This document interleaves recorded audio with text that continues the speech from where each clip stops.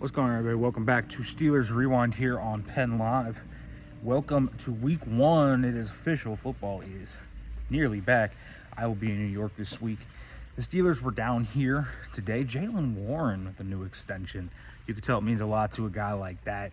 He has really put into work to earn that. If you don't know Jaylen Warren's journey outside of just being undrafted, this is a guy that set the state record for rushing yards in a season in Utah in high school. He played in East Salt Lake. It's not like he played, in the middle of nowhere.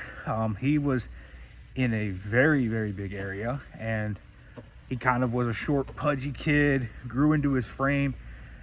You could tell the emotion for a guy that went JUCO to then Utah State to then Oklahoma State to undrafted to making the team, to earning a role, and finally now getting this extension. It means a lot to him. It's not super expensive. It's 3 years, $17.5 million. It's about 5.8 per year. So it's not like some grand extension, but it gives the Steelers some continuity. It means they probably don't have to draft a running back next year, which, checking off boxes next year for your team, I think is always a good thing. If you can fill in the holes before you have to because you like the guys you have on the roster, go for it. I think Jaylen Warren is a worthy man to get an extension. So good for him, man. You got to feel good for Jaylen Warren. That's a guy, to me, that has really earned everything he has gotten.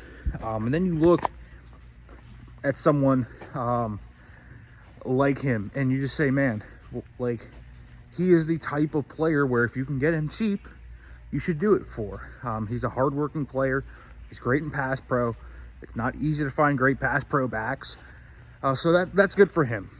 Also, today at practice, Heyward was still out there today. We'll see if that continues throughout the rest of the week. I honestly expect it to. But he is still out here. He is still practicing every day. So, contract dispute there still ongoing. Does it get solved? Certainly possible. We haven't heard Cam speak since he said he could sit out week one. But he's also been out here since August, I believe it was 19th. He's been practicing out here. So it's not like this guy has been MIA the whole time. The guy has been literally out here practicing for nearly the entire last 2 or 3 weeks. So not super concerned about Cam's situation. Nick Herbig's one that's going to be a little trickier. We'll see how that one goes. Talked with Broderick Jones today. Said that Aaron Rodgers, who was named a captain, Rodgers, Heyward, Watt, and Killebrew are your 4 captains this year. Hasn't even brought up this revenge game narrative. He's taking it one game at a time. He doesn't really care that he's playing the Jets. It seems like they're not feeding into that narrative. Alex Highsmith and some of the other guys said they're pretty excited to face Justin Fields. They're really cognizant of his legs. That can be a big issue if you let him get out of the gate. So keeping rush lane integrity and kind of making sure that you keep him in the pocket going to be really important. But the Jets have a really nice tackle duo in Olo Fashanu and Armand Membu. So we'll see what those guys can do. Then also Broderick Jones and Joey Porter Jr. in their respective matchups. Broderick Jones really excited to face Will McDonald. Talks about him being explosive, bendy.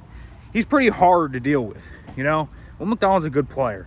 And then you talk about Garrett Wilson, who's this really precise route runner who's shifty, and you got to be physical with him. And that's what Joey said. You got to be physical with him. But there's a lot of good matchups in this game between individual talents that will be fun to watch. All right, folks, make sure to like, comment, subscribe, turn on the notification bell for more. I'll be back later.